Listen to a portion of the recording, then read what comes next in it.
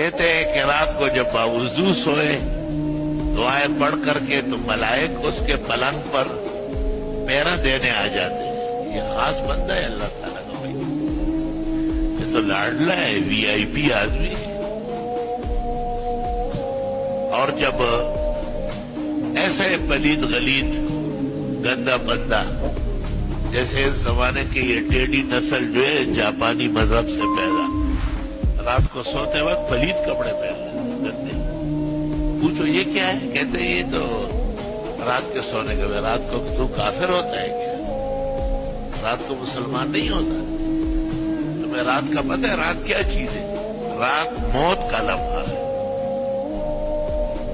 احمق الذی, رات کو تو غسل کر کے سویا کرو, نمازیں پڑھ کے کہ اللہ خیر و عافیت سے اٹھ جاؤ.